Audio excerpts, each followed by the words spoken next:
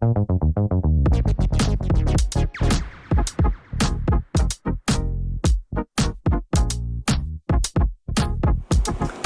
my name is Michael Portas, Superintendent of Schools for Pequannock Township School District. Thank you for tuning in for our 7th podcast. This one is going to focus on the eclipse that's coming to us on April 8th. Admittedly, I know very little about scientific concepts, including the eclipse, which is why I'm joined today by our science supervisor, Mr. Ed Kopp. Very much appreciative that you could take the time to meet today.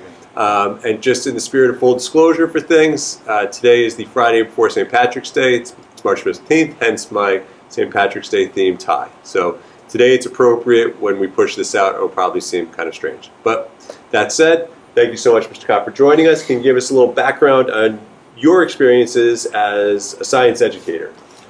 Thank you for having me. Sure, this is my 23rd year in education. I joined Pequannock in 2007. Prior to that, I had 5 years of science teaching experience and spent some time at the high school and primarily focused here at the middle school over the last decade or so, teaching earth science. So this is right in my wheelhouse. I'm super excited about the eclipse, and thank you for having me. I'd say, thank you for joining me too. I know you're very busy and at times a little camera shy, so I think this is a nice confluence of bringing you out, but also to share something I think is very interesting with the community that admittedly I know very little about, which I think I already said, but it bears repeating. So my first question to you, Mr. Kopp, is what should people know about the nearly total eclipse that's coming our way on April 8th? So April 8th, 2024, we are not quite in the path of totality. We're going to get about 98% of the way as far as the moon's coverage of the circumference diameter of the sun, which for us, you would have to travel to about Buffalo. It's going from Cleveland to Buffalo and kind of upstate New York if you wanted to experience totality.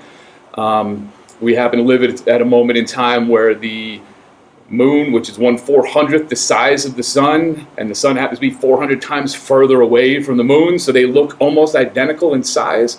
And that has not always been the case. In fact, when the moon first formed, it was much, much closer to the Earth. We had greater tidal effects. The Earth spun, it rotated faster, and it has drifted and continues to drift further and further away. So in about 1 million years or so, you won't have total eclipses at all in case humans are around. It'll be too small. It'll appear too small to actually cover the sun's surface.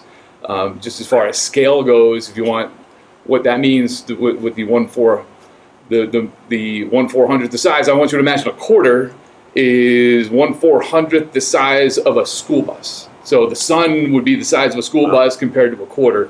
And I want you to imagine holding a quarter out about a yard away from your eye, and a school bus being 400 yards away, and they're going to appear about the same size. And then trying to line that up with your eyeball, imagine the school bus is some giant LED light shining brightly. Now you're trying to line that up directly with your eyeball to create that shadow.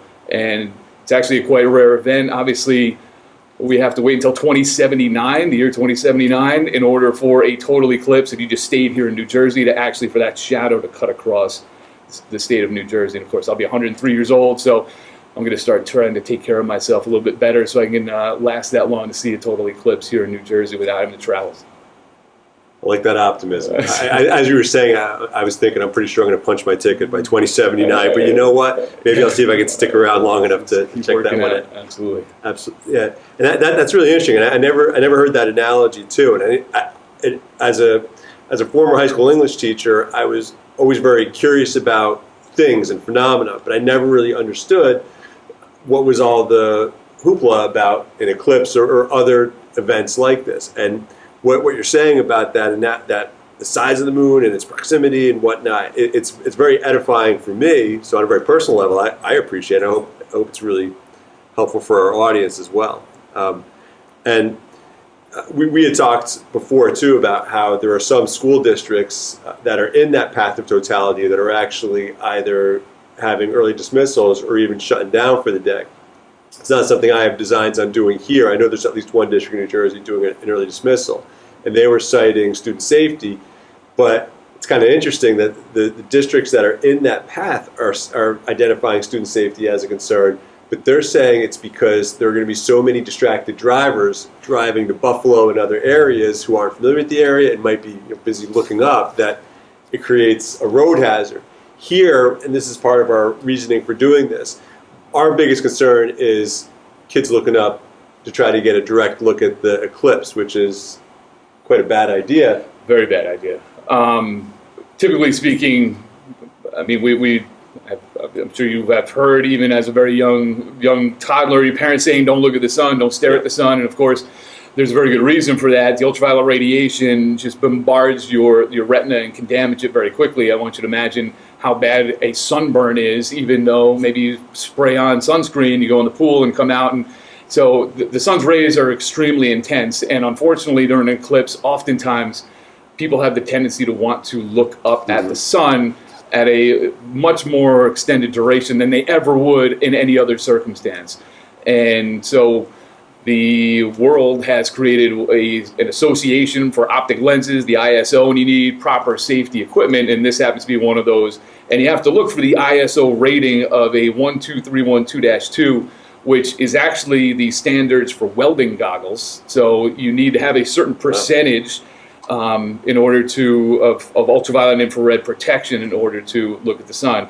If you don't see the ISO 12312-1 on the goggles, then they are not rated for solar eclipse viewing. The ending is -2. The actual -1 is for just standard sunglasses, and you can see those UV protection ratings on regular sunglasses. Those are not good enough for this at all.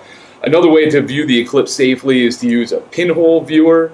In fact, I saw something pretty cool. If you have a colander at home and you hold it up during that time, you will actually see the shadow on the ground. And we've all seen a crescent moon. You'll actually see a crescent sun. That shadow will appear. You'll see the shadow of the moon, and you'll see just the tiniest little sliver of the sun appearing in that, so which might be a much safer way for everybody to do this if you can't afford one of these. These are $2 on Amazon. I bought 25 for $25, handed out to the science department. I want to make sure our teachers are safely equipped here on April 8th, right after school. It's going to happen right about, peak is right around 3:30, and it's going to start around 2:30. You won't notice very much as far as it will get dimmer and dimmer and dimmer throughout that time, but it will not seem like it's nighttime. We're not, even that 2%, amazingly, is still bright enough for us to make it feel mostly like a normal daytime. Mm-hmm. And this sunburn analogy, given my skin pigmentation, very much reminds me of the dangers of excessive sun exposure.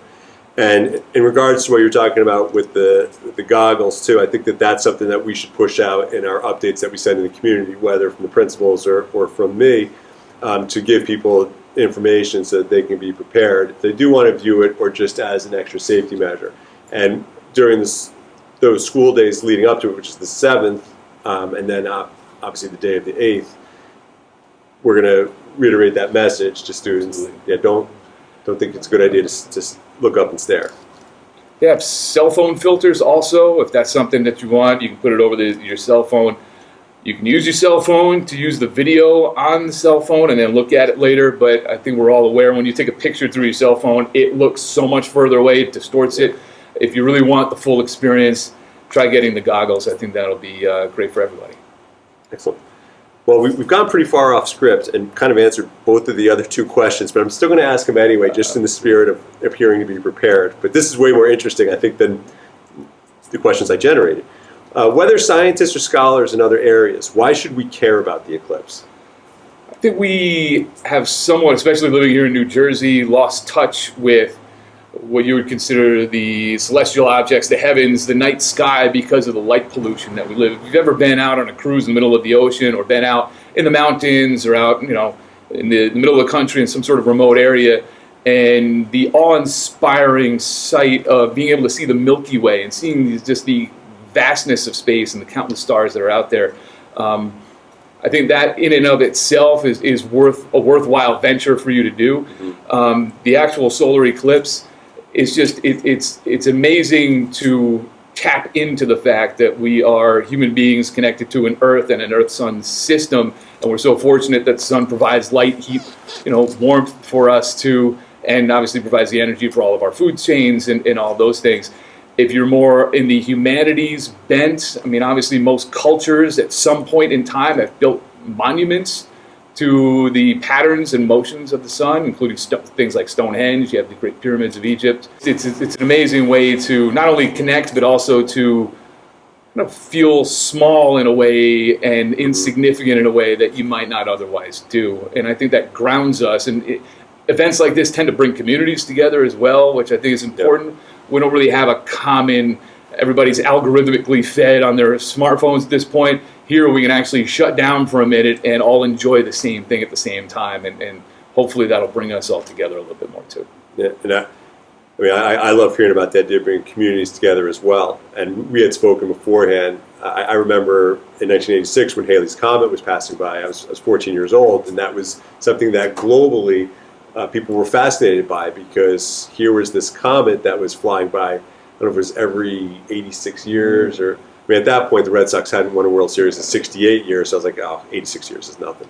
But it's the things that bind us. And what you were saying, too, about that recognition of our place in the greater universe, it's overwhelming to try to process how enormous that world is out there.